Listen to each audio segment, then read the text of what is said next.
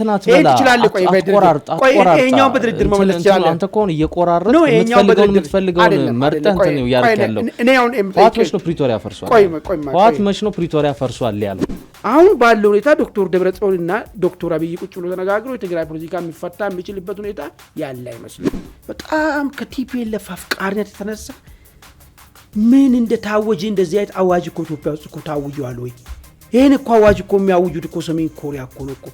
ሐሳቤን በነጻነት ከገለጽ ትቆረጣለህ፣ ዘመቻ ላይ እንቅፋት ካስቀመጥክ ትገደላለህ፣ ለዚህ ጉዳይ ካልወጣ በዚህ ብር ትቀጣለህ። እንደዚህ እኮ የለም እኮ።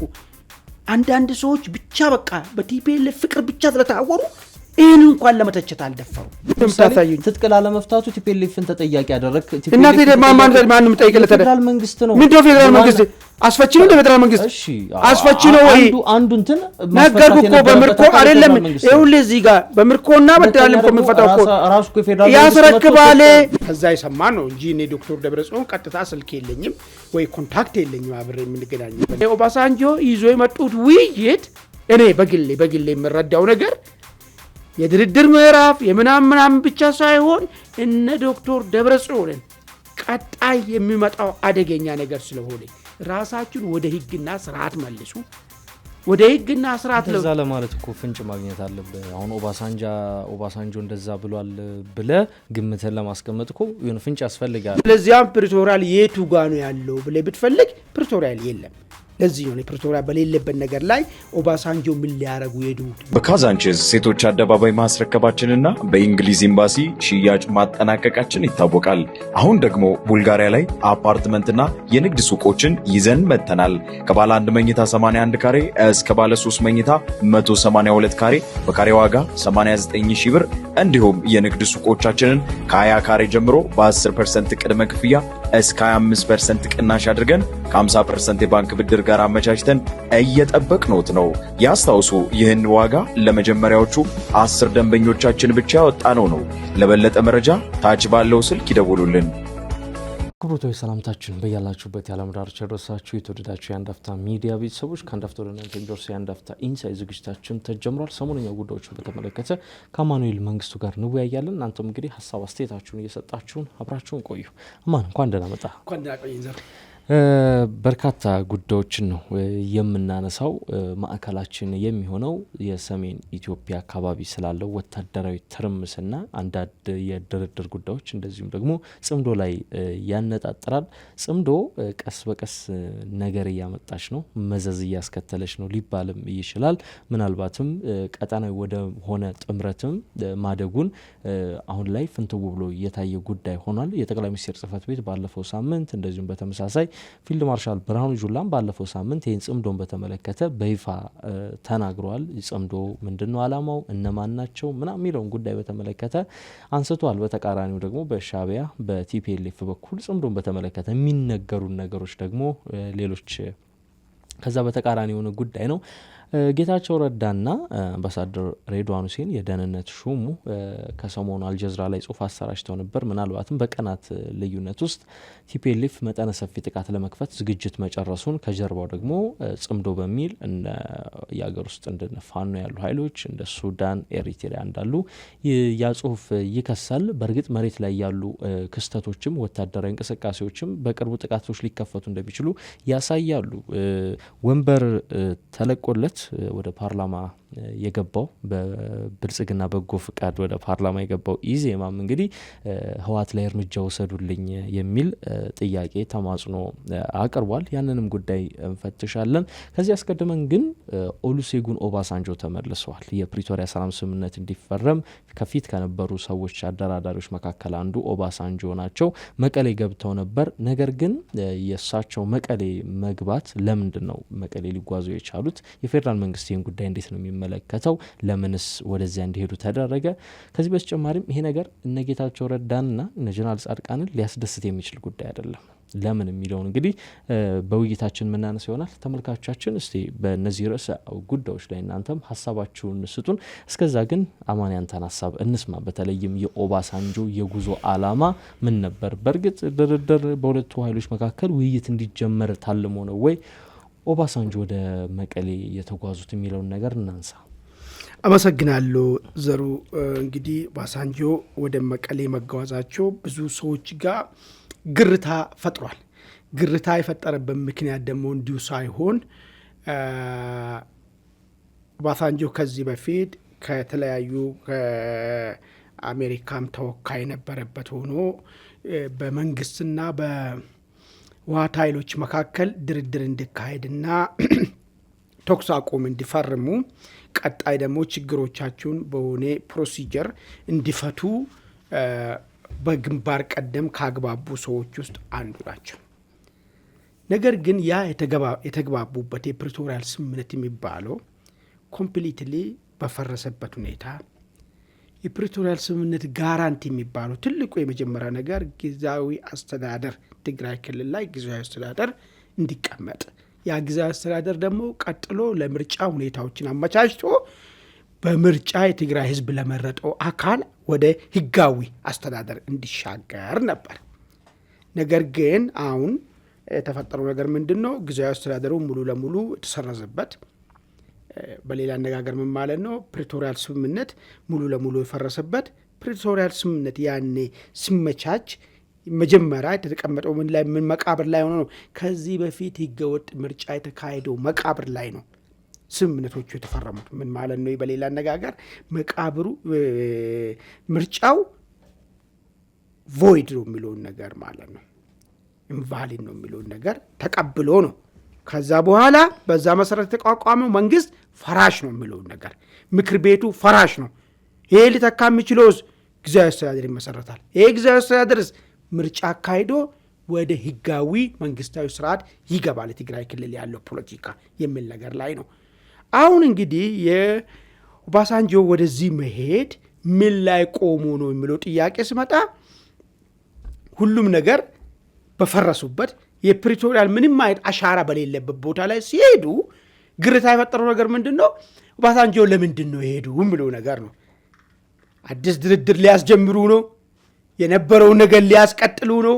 ወይ ደግሞ የነበረው ነገር ላይ ተመልሶ ከዛ ሌላ ሞዳሊቲ ተዘጋጅቶለት እንዴት እሱን ከፍ ማድረግ ይችላሉ የሚል ነገር ሊታሰብ ነው የሄዱት?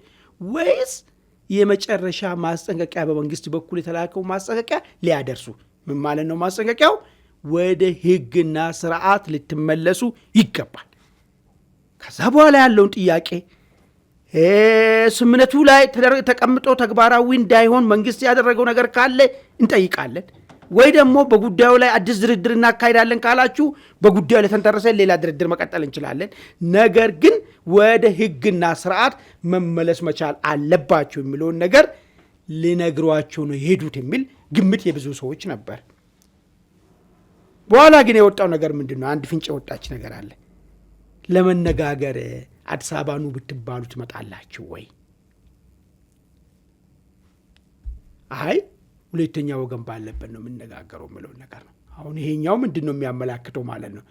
ከዚህ በፊቱ ድርድር በቀረ ፈርሶ ያ ፕሪቶሪያ የሚባለው ይህን ጦርነት ያስቆመው የጦር መሳሪያ ድምፅ ያቆመው ነገር ፈርሶ ከእንደገና አዲስ ድርድር ነው የሚካሄደው? ወይስ የሚደራደሩት ወደ ፕሪቶሪያል ድርድር ለመመለስ? ይኸውልህ እዚህ ጋር በጣም ቬሪ ኢምፖርታንት ነገር ያዘው። ወደ ፕሪቶሪያ ለመመለስ መደራደር ነው ወይስ እሱ እንዳለ መክኖ አዲስ ድርድር ለማካሄድ ነው ወደ ሌላ ቦታ ሄዶ የሚደራደሩት የሚል ነገር ጥያቄ ነው ማለት። ለዚህ ነው ኦባሳንጆ ለምን ሄዱ የሚል ብዙ ሰዎች ጋር ግርታ የፈጠረው። ኦኬ ኦባሳንጆ ሄዷል። ኤኒዌይስ ከሄዱ በኋላ ምንድን ነው የትግራይ ፖለቲካ የኢትዮጵያ ፖለቲካ ውስጥ ምን ፈጠረ የሚለውን ነገር አንተ ቅድም አንድ ነገር አንስታል። የፕሪቶሪያል ስምምነት ተወክለን ፈርመናል የሚሉት እና አቶ ጌታቸው በሂደቱ ውስጥ የነበሩት እነ ጀነራል ጻድቃን ሌሎችም ከትግራይ ፖለቲካ ተገፍቶ አዲስ አበባ ተጠልሎ ባሉበት ሁኔታ ኦባሳንጆ ትግራይ ያሉትን ብቻ የማናገር ስለ ፕሪቶሪያ የሚወራ ከሆነ እኛም ልናወራ፣ እኛም ልንወያይ፣ እኛም ልንጠየቅ ይገባል። እንዳውም በባለቤትነት እኛ ነን የሚል ሀሳብ ነው ያላቸው እና አቶ ጌታቸው ፈራሚው እኛ ስለሆን በምን መንፈስ እንዴት እንደፈረምን የምናውቀው እኛ ስለሆን ስለ ፕሪቶሪያን በተመለከተ ጉዳይ የሚወራ ከሆነ ልንጠራና ልንጋበዝ የሚገባን እኛን የሚል ጥያቄ አላቸው። እኛን ያገለለ አዲስ ድርድር አዲስ ውይይት ግን ችግር ፈቺ አይደለም የሚል ነገር ነው በእናቶ ጌታቸው በኩልም ይሄ ጥያቄ ይነሳል which is logical ኦኬ እነ ዶክተር ደብረጽዮንስ የምናወራው ስለ ትግራይ ክልል እኮ ነው የሚሉት እነሱ ደግሞ ምን ማለት ነው ስለ ትግራይ ክልል ነው የምናወራው ማለት ያለው ትግራይ ክልል ውስጥ ስለተፈጠረ ችግርና የትግራይ ክልል ፖለቲካ እንዴት እናስተካክል የሚል ነገር እስከሆነ ድረስ እነዚህ ሰዎች በአንድም በሁለትም አሁን ስራ ላይ ካለው ከትግራይ ፖለቲካ ራሳቸውን አገለው በተለያየ ተገፍቶ ወጥቷል አገባቸውም ልታናግሩ የሚችሉ እኛንን የሚለው ነገር ነው እነ ዶክተር ደብረጽዮን የሚያነሱት ነገር ማለት ነው በዚህ መካከል ሁለቱ መካከል አሁንም የቁርሾ እንትን ሆኗል ይሄ ብቻ አይደለም ስለ ትግራይ ክልል ፖለቲካ መወራት ካለበት ሀራ መሬት ወይ ደግሞ ነፃ መሬት ላይ ታጥቆ ያለውን ኃይል እሱ ሳይመለከተው ወይ የሚል ጥያቄ ይነሳል ለምንድን ነው ምን እሱም ሌላ ፖለቲካዊ መፍትሄ ማምጣት አለብኝ ብሎ ነው መሳሪያ አንስቶ ተነሳው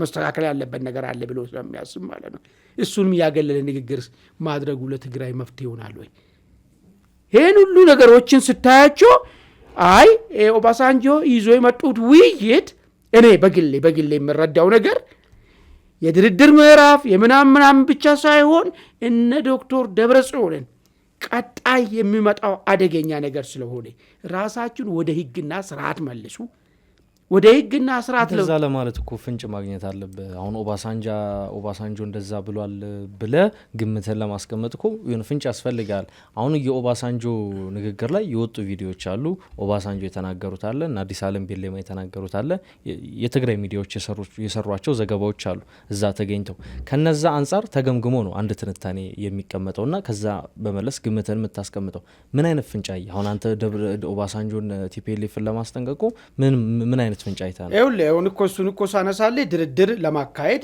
አዲስ አበባ ትመጣላችሁ ወይ ድርድሩ ምን እንደዛ ብለዋል ቆይ አንደኛ እሱ ነገር ነው የሳሳተ መረጃ ስለሆነ አይደለም እንግዲህ ምንድነው መሰለህ ሰማን ቤተሰብነን ከነሱ ጋራ ብሎ ራሳቸውን ፍሬም የሚያደርጉ ሚዲያዎች ናቸው ይሄን ነገር ሲያቀርቡ ሰማ ነው ገብቷል አይደል የራሳቸው እነሱ ልሳኔ ሆኑ ሚዲያ ነው ይሄን ነገር ያቀረበው ከዛ ይሰማን ነው እንጂ እኔ ዶክተር ደብረጽዮን ቀጥታ ስልክ የለኝም ወይ ኮንታክት የለኝም አብሬ የምንገናኝበት ነገር ግን የነሱ ጉዳይ የሚተላለፍበት ሚዲያ ላይ የተነገረው ነገር ምንድነው ወደ አዲስ አበባ መጣችሁ ለመነጋገር ዝግጁ ናቸው ሲባል ነው ወደ ሌላ ሀገር እንጂ አዲስ አበባ ለመደራደር ፍቃደኛ አይደለንም አሉ ሰው ምንሆን ይሄንን ጉዳይ ለፌደራል መንግስት ላቅርብና ፌደራል መንግስት የሚሉን ሐሳቡን ሰምተንበት እንነጋገራለን የሚል ነገር ነው ይሄ ለመነጋገር ነው እኔ ከዛ አልፌ በምን ጉዳይ ሊነጋገሩ እስካሁን ድረስ ሳስቀምጥ ነበረው በምን ጉዳይ ሊነጋገሩ ነው የሚለው ፖይንት ነው ፕሪቶሪያል እንዳትለኝ ፕሪቶሪያል ኦልሬዲ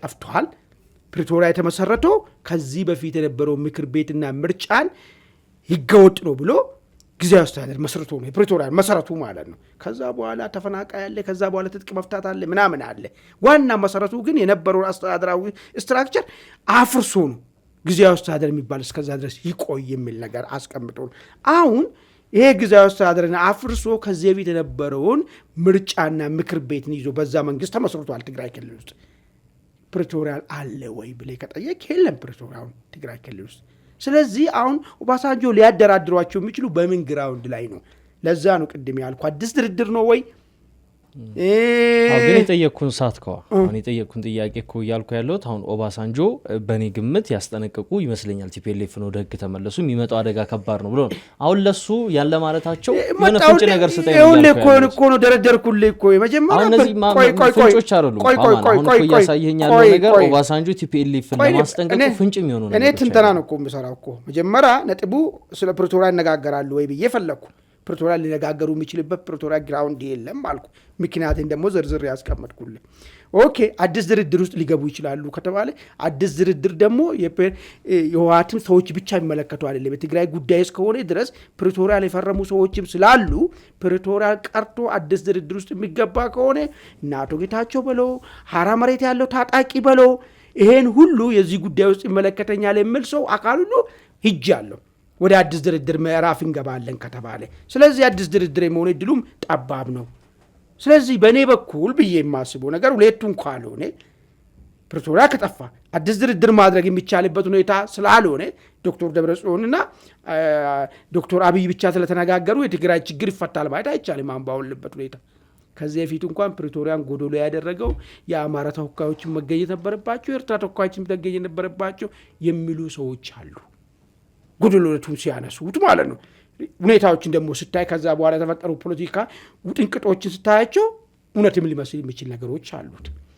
አሁን ባለው ሁኔታ ዶክተር ደብረጽዮንና ዶክተር አብይ ቁጭ ብሎ ተነጋግሮ የትግራይ ፖለቲካ የሚፈታ የሚችልበት ሁኔታ ያለ አይመስለኝም። ከሆነም ሁሉም ጉዳዩን መለከተኛል የሚል የትግራይ ፖለቲካ ኃይሎች መሳተፍ መቻል አለባቸው። ይሄ ባልሆነበት ሁኔታ ላይ አዲስ ድርድር የሚሆን እድሉ ጠባብ ነው የሚል ነገር ነው ያለው። አዲስ ድርድር ውይይቱ ላይ ከተሳተፉ ሰዎች መካከል አንዱ ዶክተር አዲስ አለም ባሌማ ናቸውና እሳቸው አሁን ከውይይቱ በኋላ የሰጡት ፍንጭ አለ። ገና ውይይት እየተጀመረ ነው። ይህ ማለት አሁን ምንድነው ገና እየተደረገ ያለው እኮ አንተ እኮ የሆነ ልክ አንደኛው ደረጃ ላይ ሆነ ወደ ሶስተኛው ደረጃ ላይ ወይ ወደ አራተኛው ደረጃ ላይ በአንዴው ለመዝለል ነው እየሞከርክ ያለው።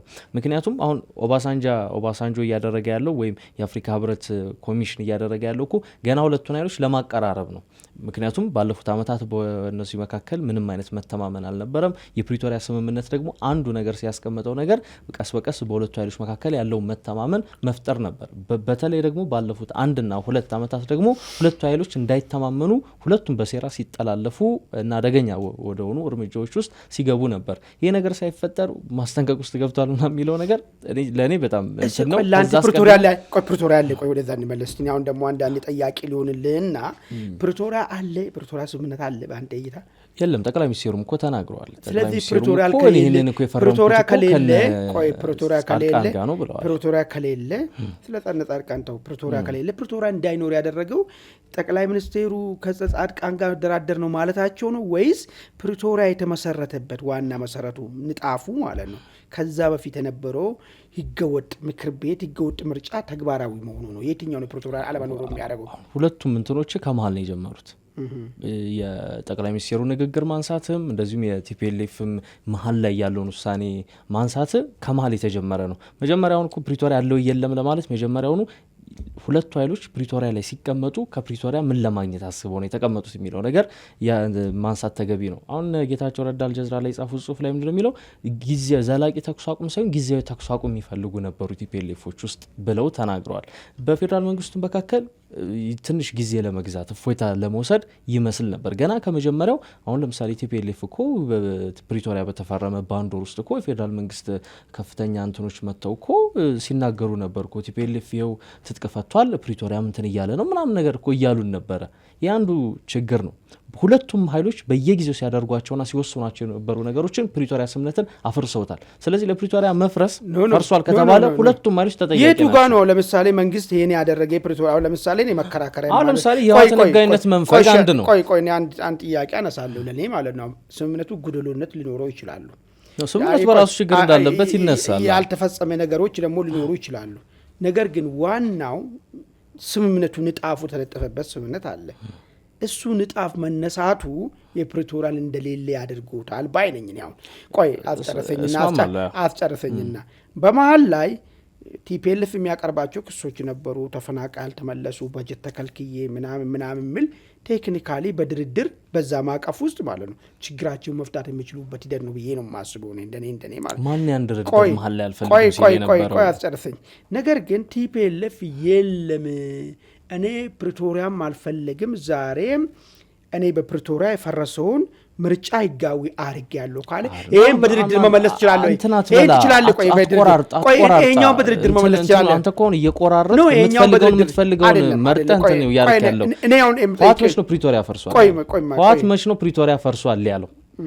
ህወሓት እኮ በጣም በቅርቡ ነው ፕሪቶሪያ ፈርሷል ያለው። ለምን አሁን ሀራ መሬት አፋር ላይ የመሸጉት ኃይሎች በፌዴራሉ መንግስት ይደገፋሉ የሚል ስሞታ ነበረ። ከሰሞኑ ግን ራሳቸው ወዲያን ጥሩ እኮ መጥተው እኮ ነግረውናል። ኢቲቪ ላይ ቀርቦ እኮ ከፌዴራል መንግስት ጋር እጅና ጓንት ሆነን እየሰራ ነው ብለዋል። ምዕራብ ትግራይ ወይም ወልቃይት የሚባለው አካባቢ ላይ የተከዜዘ በሚል ሚሊሻ እየተደራጀ ነው ተፈናቃዮች ሳይመለሱ። ይህ ሁሉ እየተደረገ ቲፒኤልኤፍ አሁን ፕሪቶሪያ ፈርሷል ፕሪቶሪያ የለም ማለቱ ለምንድን ነው የሚገርም? ገብቷላ ፕሪቶሪያን የሚያፈርሱ ፕሪቶሪያን የሚንዱ ድርጊቶችን እኮ የፌደራል መንግስቱም እያደረገ ነበር። ይሄን ስለ ደግሞ እና አዛብተ እንዳትመለከተኛው ምንድነው ለማለት እየፈለኩት አሁን ወደ በኋላ ምናልባት እናነሳዋለን ብዬ አስባለሁኝ። የኢዜማ መግለጫም ላይ ተነሳለ።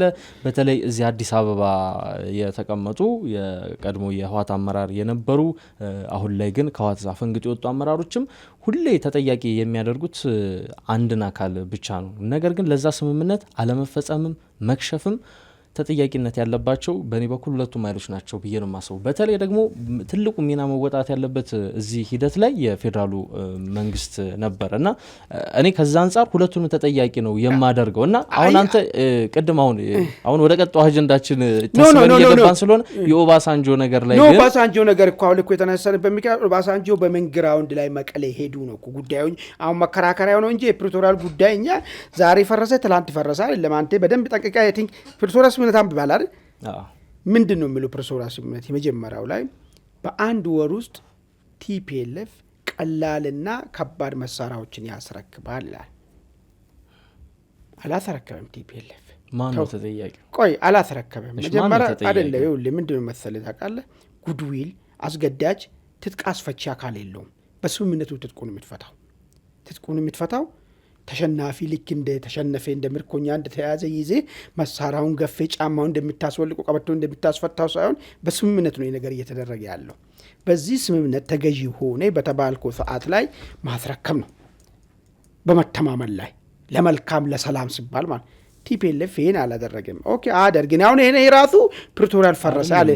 ቆይ ልጨርስልህ አይደለም እንትን እያልክ እኮ ነው እያደረክ ያለው አንተ እኮ አሁንም ማለት ነው አንድን አካል ብቻ ተጠያቂ ለማድረግ ኢቭን የፌደራል መንግስት ማን ላይ መጣ ስላልከኝ እኮ ነው እኔ ይሄን ነገር ያነሳው ለምን እንደው ታውቃለህ ጭምር የፕሪቶሪያ የስምምነቱ ግድፈትና እንትን ነው እኮ እያልክ ቆይ ለምንድን ነው መሰለኝ እኔ አሁን አይ መሀል ላይ ተፈጠረ ነው ስላልከኝ አይ መሀል አይደለም። እሺ ደግሞ እሺ ዳይፈረስቲ ጋር ደግሞ እንዲዳ ኩና እኮ ዛም ላይ ተሳሳትኩ ለምን ተሳሳትኩ እኮ ያሳየው ነው። አሁን ለምሳሌ ትጥቅ ላለመፍታቱ ቲፒኤልኤፍን ተጠያቂ ያደረክ ቲፒኤልኤፍ ማንም ጠይቀለ ፌደራል መንግስት ነው። ምንድነው ፌደራል መንግስት አስፈቺ ነው? ለፌደራል መንግስት አስፈቺ ነው ወይ?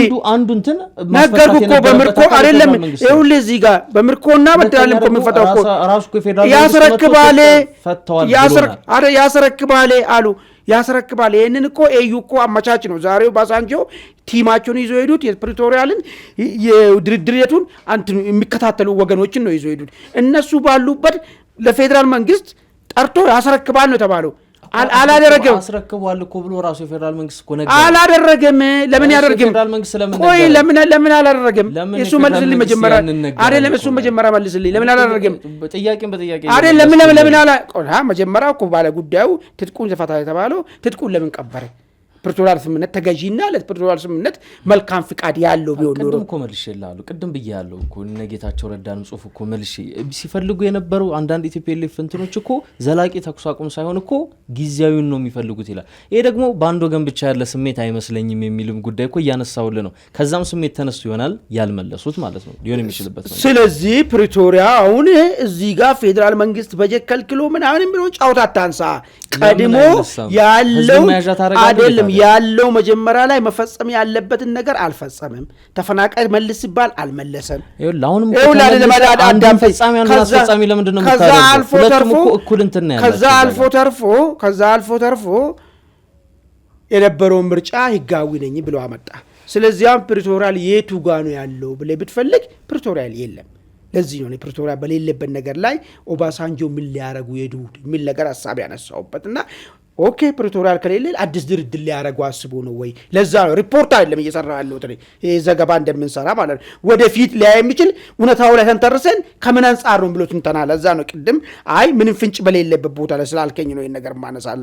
ኤኒዌይስ ጊዜያችን እንዳይፈጅብን ከዚህ ውጤቱ ምን ሊሆን ይችላል የሚለው ጉዳይ እኔ ምናልባት እንግዲህ ሌላ ምታታዊ ነገር ተፈጥሮ ፌደራል መንግስትም አይደለም ባይዘው ፕሪቶሪያ እኮ ፌደራል መንግስት ብቻ ወይ ደግሞ ቲፒኤልኤፍ ብቻ አይደለም እና አሜሪካ ተወካዮችም ነበሩ።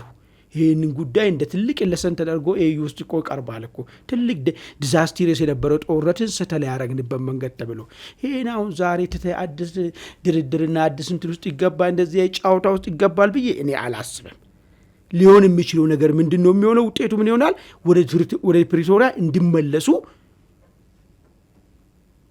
ማግባባት፣ ከዛ በኋላ እዛ ላይ ቆመ ጉለቶች ካሉ መደራደር ሊካሄድ ይችላል።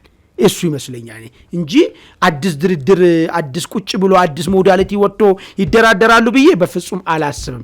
ይሄ ከሆነ ግን ምንድነው የሚሆነው ማለት እኛ ከደሙ ንጹህ ነን የሚለውን ነገር ለቲፒኤልኤፍ ማሳወቅ ነው የሚሆነው ነገሩ ማለት ነው። እሱ ነው የሚታየው። አሁን የኦባሳንጆ ጉዞ ተደርጓል የተባለበት ዋነኛው ምክንያት አሁን ያለው የሰፈነው ውጥረት ነው አይደለ በሁለቱ ኃይሎች መካከል። ነገር ግን የፕሪቶሪያ ስምምነት አሁን ላለው ውጥረት በራሱ ምን ያህል መፍትሄ ነው የሚል ነገር ይነሳል። አሁን በተለይ ከዚህ ካለፉት 2 ዓመታት ወዲህ በኢትዮጵያና በኤርትራ መካከል እንግዲህ ውጥረት መፈጠሩን ተከትሎ የምዕራባውያን ዲፕሎማቶች እንደዚሁም ደግሞ የአውሮፓ ህብረት የሚያወጧቸው መግለጫዎች ላይ ለሁለቱ ሀገራት ውጥረት መርገብ መሆን እንደ መፍትሄ መቀመጥ ያለበት የአልጀርስ ስምምነት መተግበር ነው ይላሉ። ግን የአልጀርስ ስምምነት በ1990 አካባቢ የተፈረመ የአልጀርስ ስምምነት ግን አሁን ላለው የኢትዮጵያና የኤርትራ ውጥረት እንግዲህ መፍትሄ ሊሆን አይችልም። ከዛ አንጻርም አሁን ፕሪቶሪያ ምን ያህል ነው አሁን በቲፒኤልኤፍና በፌዴራል መንግስቱ መካከል ላለው ውጥረትና ላለው ሽኩቻ መፍትሄ መሆን የሚችለው የሚለው በራሱ አጠያቂ ነውና ኦባሳንጆ ሲሄዱ በእርግጥ ፍቱን የሆነውን ትክክለኛውን መድኃኒት ነው ወይ ይዘው ሄዱት? ለሆድ ቁርጠት የሚሆነውን መድኃኒት ነው ይዘው ሄዱት ወይስ ለራስ ምታት የሚሆነውን የሚለው ነገር በራሱ አጠያቂ ነው። ኤኒዌይስ ቀጣው አጀንዳችን ወደዛ የሚያመራን ነውና በዛው እንሻገር። አልጀዝራ ላይ ጸሐፊዎቹ በራሱ ጥያቄ እንድናነሳ ያደርገናል። በጋራ መጻፋቸው አምባሳደር ሬድዋን ሁሴን የብሔራዊ መረጃና ደህንነት ሹም ናቸው። ጌታቸው ረዳ ደግሞ የጠቅላይ ሚኒስትሩ የአፍሪካ ቀንድ አማካሪ ናቸው። ሁለቱ ደግሞ የፕሪቶሪያ ስምምነትን ከተፈራረሙ አንደኛው የፌዴራል መንግስት አንደኛው ደግሞ የቲፒኤልኤፍን ወክለው ከፕሪቶሪያን ከፈረሙ ግለሰቦች መካከል ባለስልጣናት መካከል አንዱ ናቸው። በጋራ ጽሁፍ አሰራጭተዋል። ታይሚንጉን እንዴት አየኸው? ውስጥ ላይ የተነሱ ሀሳቦችን እንዴት አያቸው? የሚያነሷቸው አሉ። አሁን ጽምዶን ራሱ የገለጹበት አሁን ፊልድ ማርሻሉ ጽምዶን የገለጹበት መንገድ አለ። የጠቅላይ ሚኒስትር ጽህፈት ቤት የገለጸበት መንገድ አለ። እዚህ ጋር ደግሞ በተለየ መልኩ ጽምዶ ምን ብለው ነው የሚበይኑት? በፕሪቶሪያ ያኮረፉ ኃይሎች የተሰባሰቡበት ይሉና የፋኖ አባላት በፕሪቶሪያ ስምምነት ማኩረፋቸውን ሻቢያ ማኩረፉን ምናምን ይጠቅሱና ሌሎች እንደዚህ በፕሪቶሪያ ያኮረፉ ኃይሎች የተሰባሰቡበት ጥምረት ነው የሚል ነገር ያነሳሉ። በቅርቡም ጥቃት ሊከፍቱ ይችላሉ የሚል ነገር ይነሳልና ከዚሁ ጋር አያይዘን እስቲ ነገረ ጽምዶን እንመልከታማ እንቀጥል። አመሰግናለሁ። በድጋሚ ዘሩ ምናልባት አንድ ጥሩ ነገር የነካው ነገር አለ። ምንድነው? ለምንድነው በጋራ ፕሪቶሪያ የተፈረሙ ሰዎች አልጀዚራ ላይ ጽሁፍ ይዞ ወጡበት ምክንያት በተናጠል ለምን አይጽፉም? ጉዳይ ካላቸው በጋራ መሆኑ ምንድነው ፖለቲካል ኢምፕሊኬሽኑ የሚለው ነገር ነው። እሱ መጀመሪያ ቢታይ ጥሩ ነው። ምንድነው? እኛ የፈረምን ሰዎች ዛሬም ለመንፈሱ ተገዢ ሆነን የዚህን ፍርማ ቀጣይነት ተቀብለን እየሄድን ነው የሚለውን ነገር እንትኑን ማሳየት የፈለጉ ነገር ይመስለኛል። ነገር ግን እዛ ውስጥ ምንድነው የሚቀመጠው? የጻፉት ጽሁፍ ውስጥ የህዋት አደገኛ ይሄ ጽንፈኛው ህዋቱ ሃርድ ላይነሩ ምንድነው ይሄንን ፍርማ መጀመሪያ ለጊዜ መግዣ ነው ፈልግ የነበረው። አሁን ሌቨል ማድረግ ፈለጉ ማለት ለምን ዓለም አቀፍ ማህበረሰብ ህዋት እንደፈረመ ያውቃል። ይሄንን ፍርማ ማለት ነው ህዋት የወከላቸው ሰዎች ወይ ደግሞ የወታደሩና የህዋት የወከላቸው ሰዎች ይሄንን ተስማምቶ እንደፈረሙ ያውቃሉ። ዛሬ ላይ ግን ቆሞ የሆነ የህዋት ቡድን የሆነ የወታደር ቡድን የለም ይሄ ነገር አላስኬድም ወደ ሌላ ምዕራፍ ውስጥ ገብተናል የሚለውን ዲክሌር አድርገዋል። ሌላኛው ደግሞ አይ ይሄ ፍርማ ጸንቷል የሚል ነገር እያስቀመጠናል። ስለዚህ ይሄንን የተቃወሙ ሰዎች ወይ ደግሞ ፍርማውን ያፈረሱ ሰዎችን ጽንፈኛ የሚል ነገር ሌቨል ሰጥቶ ይሄኛው ቡድን ደግሞ ተራማጅና አሁንም ለሰላም በሩ ክፍት መሆኑን መግለጽ የፈለገበት መንፈስ ያለው ነገር ነው። በሶስተኛነት ደረጃ ፕሪቶሪያል ችግር ሌሎች ከትግራይና ከፌዴራል መንግስት ውጭ የሆኑ ኃይሎችም በፕሪቶሪያ ምክንያት የተፈጠሩ አሉ ምናምን ብሎ ነፋኖንም የከሰሳቸው ነገሮች አሉ። በዚህ ነገር ደስተኛ ያለው ሻቢያ መንግስትን የከሰሰው ነገር አለ። ሻቢያ መንግስትም ሁሉ ጊዜ ኢትዮጵያ እንዲደማ ስለሚፈልግ ይሄ ነገር በሰላም መጠናቀቁ ደስታ አልሰጠውም የሚል ነገር አስቀምጧል። ጠቅለል ስታደርገው ምንድነው መጀመሪያ ፈራሚዎቹ እኛ አለን እኛ አሁንም ተስማምተን እየቀጠልን ነው ብሎን መንፈስ ለዓለም አቀፍ ማህበረሰብ ባይዞ ይሄ ነገር ቀላል ነገር አይደለም። አሁን ዝም ብሎ እንደው በደረቁ ነው የምንከራከረው እንጂ ፈራሚዎቹ ይሄንን ፍርማ አሁንም አለ አሁንም በጆ በዚህ ሰላም ማዕቀፍ ውስጥ ብቻ ነው መጓዝ አለብን ብሎ መናገራቸው በዓለም አቀፍ ማህበረሰብ ዘንድ ትልቅ ተጽዕኖ ይፈጥራል። እነማን ላይ? ዶክተር ደብረጽዮን ላይ ማለት ነው። የሚካድ ጉዳይ አይደለም። ስለ ፕሪቶሪያን በተመለከተ አንድ የሆነ የአሜሪካ ተወካይ ወይ የአውሮፓ ተወካይ ከዶክተር ደብረጽዮን ከምሰማው ከጌታቸው ብሰማ ነው የትኛው ነው የሚለው ነገር ተቀባይነት ያለው ነገር ማለት ነው። ይሄ ሌላ ተጽዕኖ አለው። እሱን ተጽዕኖ ለማስፋት ታስቦ ይመስለኛል አልጀዚራ ላይ ያወጡት። ሁለተኛው ነገር ደግሞ አሁንም እኛ አለን የሚለው ነገርና ሶስተኛ ይሄንን ነገር የተቃወሙ ኃይሎች ሌላ ኢንተረስት ያላቸው ኃይሎች ናቸው ላይክ እንደ ሻዕቢያና ፋኖ የጠቀሱበት መንፈስ ማለት ነው። ኦኬ ከሆነ ምናልባት ይሄን በማቅረባቸው ወይ ደግሞ እነሱ ይሄን በማቅረባቸውና አሁን የቀረበበት ሰዓት ደግሞ ምናልባት ጦርነት ሊነሳም ሳምንታት የቀረበበት ሰዓት ላይ ነው። ሳምንት ብለን ቀናት ብንል ይሻላል መሰለኝ። በቀጣዮቹ ቀናት ነው የሚለው ጽሁፍ እኮ። በትግራይም የሞት አዋጅ ታወጀበት። ባይዞ ይሄ ቀላል ነገር አይደለም። አሁን ሰዎች በጣም እየተሳሳቱ ነው ያሉት። ይሄ ሚዲያ ዲስኮርስ አንዳንዴ ያሳስታል። በጣም ከቲፒኤልኤፍ አፍቃሪነት የተነሳ ምን እንደታወጀ እንደዚህ አይነት አዋጅ እኮ ኢትዮጵያ ውስጥ እኮ ታውጇል ወይ? ይሄን እኮ አዋጅ እኮ የሚያውጁት እኮ ሰሜን ኮሪያ እኮ ነው እኮ። ሐሳቤን በነጻነት ከገለጽ ትቆረጣለህ። ዘመቻ ላይ እንቅፋት ካስቀመጥክ ትገደላለህ። ለዚህ ጉዳይ ካልወጣ በዚህ ብር ትቀጣለህ። እንደዚህ እኮ የለም እኮ። አንዳንድ ሰዎች ብቻ በቃ በቲፒኤልኤፍ ፍቅር ብቻ ስለታወሩ ይሄን እንኳን ለመተቸት አልደፈሩም። ይሄ የሞቱን አዋጅ ማለት ነው። ይሄን የሞት አዋጅ በማድረግ ብቻ አይደለም እንደውም እኮ አዋጁ በጣም አስደናቂነቱና አስደንጋጭነቱ በማድረግ ብቻ ሳይሆን አስፈጻሚው አካል በቃ ትቃወማለህ ብሎ ካጠረጠረ ካሰበ ራሱ እስከ ሞት ፍርድ ይሄ ከየት አመጡ መሰለኝ? ከዚህ በፊት ኢትዮጵያን በሚገዙበት ሰዓት ላይ ጸረ ሽብር ሕግ የሚባል ነገር ነበር። ሐሳቡ ድርጊትን ብቻ አይደለም ዳኘው ሐሳብ ኢንቴንሽን ዳኘው ገና አንተ እኮ እንደዛ ብለህ ላታስብ ትችላለህ። እንዲህ ብለህ አስበህ አለ። አሁን ታጣቂዎች ባለሙሉ ስልጣን ናቸው። ማንኛውንም የሰለጠኑ ሰዎችን የመፈተሽ ያለ ምንም ፍርድ ቤት እንትን የፈለጉትን የማድረግ ነገር ማለት ነው። ይህን ሞት አዋጅ ታውጆ ለምን ታወጀ? የመጀመሪያ ደረጃ ይሄ በቃ ህፃን ምንም ኬጂ ያልገባ ህፃን መሆን ነው የሚጠይቀው ይላ ለመረዳት ማለት ነው። ቲፒኤልኤፎች ጦርነት ውስጥ ሊገቡ ወስነዋል ማለት ነው። በዚህ ሂደት ውስጥ ደግሞ ያለውን በሮቻቸውን በደንብ መዘጋጋትና ሁሉም ፈርቶና ደንግጦ ቲፒኤልኤፍ በሚለው መንገድ ብቻ አንድ መስመር ላይ ገብቶ ሄዶ ህይወቱን እንዲገብር ለማድረግ የታሰበው የመጣ አዋጅ ነው ያዋጅ ማለት ነው። ይሄ አደገኛ አዋጅ ነው። የሚገርም ነገር ማለት ነው የሞት አዋጅ። እሺ ሌላ ከዚህ ጋር ተያይዞ ኢዜማውን መግለጫ ወጥቷል። ቅድም ያነሳልኝ ነገር ስላለ ተያያዥ ስለሆኑ ላንሳለ። ኢዜማ መግለጫ ሲያወጣ ፕሪቶሪያን እንዴት ፈረሰ የሚለው ነገር ላይ ራሱን ፍሬሚንግ አስቀመጠ። አረዳዴ ይሄ ነው የሚል ነገር አስቀመጠ። ምን በዋነኝነት በግንባር ቀደም በቲፒኤልኤፍ እንቢተኝነትና ሰላም አለመፈለግ የመነጨ ነው ፕሪቶሪያ የፈረሰበት በኔ ግምገማ የሚል ነገር አስቀመጠ። ኦኬ ኤክስ በሚባለው ሚዲያ ደግሞ ግምገማ ደግሞ ፕሪቶሪያ የፈረሰው በመንግስት ጥፋት ነው ሊል ይችላል። አሁን ነገሩን የሚዳኘው ነገር ምንድነው? ሁለቱም የራሳቸው ምክንያት ማቅረብ ነው ያለባቸው። ከዛ አንተ ወደ ፈለግከው ነገር ትመጣለህ። አንድ ሶስት ነገሮችን አቀረበ ኢዜማ። ሶስት ነገሮችን አቀረባቸውና ፕሪቶሪያ ፈረሰበትና የመጨረሻውን የሞት አዋጁን አነሳ። ይሄ ሞት አዋጅ አደገኛ ስለሆነ መንግስት ሊያስታግስ ይገባል፣ ሌላ ችግር ውስጥ ከመግባታችን በፊት እርምጃ ሊወስድ ይገባል። ይሄን ነው የምናምነው ብሎ ነገር አነሳ። ኦኬ የዛሬ 5 ዓመት ኢዜማ እንደዚህ መግለጫ ወጥቶ በነጋታው ጦርነት ተጀመረ ምናምን የሚሉ ሰዎች አሉ። ተገጣጥሞ መጥቶ የጦርነት ምልክትም ሊሆን ይችላል ብሎ የሚያነሱ ሰዎችም አሉ። ግን ጠቅለል ባለ ሁኔታ ስናያቸው እነዚህን የነ አቶ ጌታቸውን የነ ሞት አዋጁን የነ ኢዜማ መግለጫን ምናምን ሆኖ ወረድ ስትል ደግሞ ምንድነው በ5 ግንባር ጦርነት ሊከፈት መወሰኑንም ሰምተናል። የት ነው ግንባሮቹ? አንዱ ወደዛ ከማለፋችን እዚህ ጋር የምታነሳው ኢንተረስቲንግ ነገር ስላነሳ እዛ ጋር ያሉትን ነገሮች ብንቀጣጠላቸውና የሆነ ምስል ከሰጡን ያንን ምስል ለመፍጠር ብንሞክር ጥሩ ይመስለኛል። ባለፉት 2 ሳምንታት በፌደራል መንግስት የመንግስት ሚዲያዎች በኩል ሲነገሩና ሲወጡ የነበሩ ኢንተርቪዎችን ዜናዎችን ብንመለከት እንደዚሁም ደግሞ ቲፒኤልኤፍ እና በሱ የሚዘወሩ ሚዲያዎች ደግሞ ሲያደርጓቸው የነበሩ ዘመቻዎችን ስንመለከት ሁለቱም ኃይሎች ሲያደርጉ የነበረው አንደኛውን ፕሪቶሪያን እያፈረሰ ነው በማድረግ ኮርነር ለማድረግ ነበር። አሁን ቲፒኤልኤፍ ቢያንስ በዚህ 2 ሳምንት ውስጥ 3 እና 4 የሚሆኑ መግለጫዎችን እንደዚሁም ደብዳቤዎችን ጨምሮ አውጥቷልና በዛ ላይ ለማድረግ የሞከረው የፕሪቶሪያ ስምምነትን የፌደራል መንግስት ያፈረሰባቸውን አግባቦች ነበር።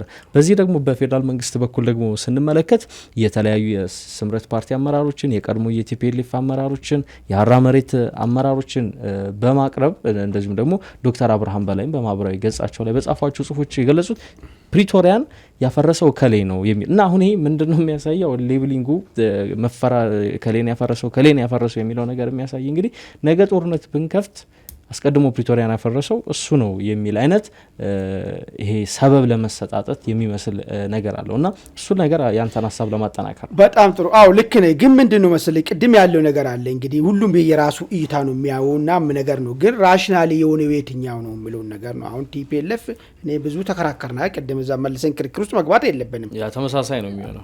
ተመሳሳይ ስለሚሆን ግን ያ ዋናው ነገር ያለው ነገር ሁሉ ወደ ቀጣይ ወደዛ መሄዱና ቀላል ግን ተደርጎ የማይታየው ቲፒኤልኤፍ ያወጃት የሞት አዋጅ እስታ እኔ ቅድም ያልኩ ነው። ያው አለ አይደል ያው አፍቃሪነቱም ጫፍ ስለሚወጣ ምናምን ወይ ደግሞ በቃ መንግስትን ከመጥላት ብቻ ተነሳ ይሄ ዝም ተብሎ የታለፈ ነው ያለው። እንደዚህ የታዋጅ መለመድ የለበትም።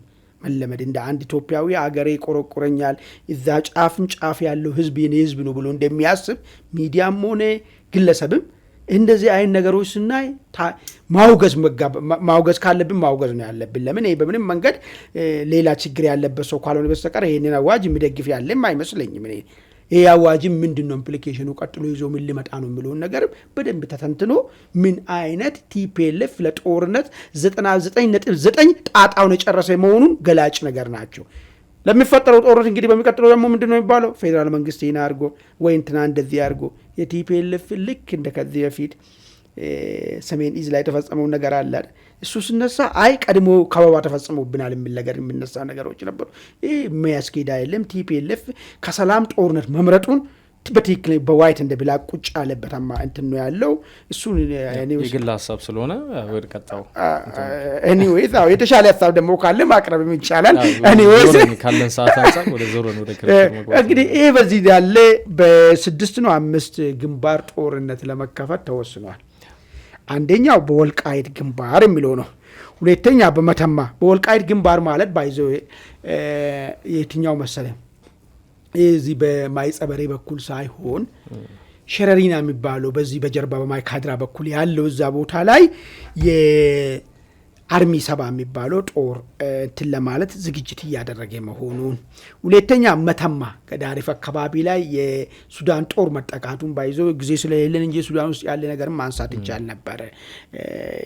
ፈጥኖ ደራሹ ላይ ሰሞኑን ደግሞ ትንሽ ኃይሉ አጋድሎበታል መሰለኝ። አልቡራን ደግሞ ከፋለ የሆነ የሚቀጥለው ሳምንት ደግሞ ፈጥኖ ደራሹ ከፍ ላይ እንዲህ ነው ሚዛኑ እንደዚህ እየመታ የሚሄደውና ከሱ ጋር ተያይዞ ወደ ገዳሪፍ የሱዳን ጦር የአልቡራን ወራሪው ጦር የኛ መሬት የሚወረው ማለት ነው አርሚ 7 የሚያስጠልለው ማለት ነው እሱ ጦር ወደዚህ የተጠጋ መሆኑን ፍንጮች መጥቷል። እዚህም ሌላ ግንባር ይፈጠራል የሚል ስጋት እየተፈጠረ ነው ያለው። በአፋር በኩል አይ ቲንክ የአፋሩ እንኳን ወደ ራያ ነው ወደ ራያ ለመምጣት ሌላ ግንባር ታስቧል የሚል ነገር አለ። ሌላኛው ኤርትራ በኦምሃጀር በኩል የሚል ነገር የተቀመጠ አለ። እነዚህ ግንባሮች ናቸው እንግዲህ በእነዚህ ግንባሮች ጽምዶ የሚባለው ኃይል ጦርነት ሊከፍት ይችላል የሚል ነገር ነው የተቀመጠው። እንደው ብትፈትሽ ይሄ ነገር ትንሽ ግምታዊ ነገር ይመስላል። ለምን ደግሞ ግምታዊ ነገር ይመስላል ያልኩ ለምሳሌ ኤርትራን ጉዳይ ብትወዶ ኤርትራ የሚፈልገው ነገር ጦርነቱ እዚሁ ሰሜን ወሎ አካባቢ እንዲሆን ኢቨን ከተቻለ እንጂ ትግራይ ክልል ውስጥ እንኳን እንደሆነ አይፈልግም። ለምን ወደ እኔ ይስፋፋል ብሎ ስለሚያስብ በርቀት ነው የጦርነቱ እሳት ሳይለበልበው በርቀት የሚያስፈልገውን ነገር እርዳታና ይገዛ የሰው ኃይልም ቢሆን ማምጣት ይፈልጋል እንጂ ዋንስ ጦርነቱ ወደ ትግራይ ወደ ኤርትራ ከገባ እኛም በራችን የምናስመልስበት ሻቢያም ታሪክ የሚሆንበት አጋጣሚ እንደሚፈጠር ወይ ደግሞ ሻዕቢያ የሚባል ነገርም ከአስመራ ወጥቶ ሳልበራ ሊሄድ የሚችልበት ሁኔታ ሊፈጠር እንደሚችል ያውቃሉ። ይህን ስለሚያውቁ በርቀቱ ነው እነሱ መጫወት የሚፈልጉት።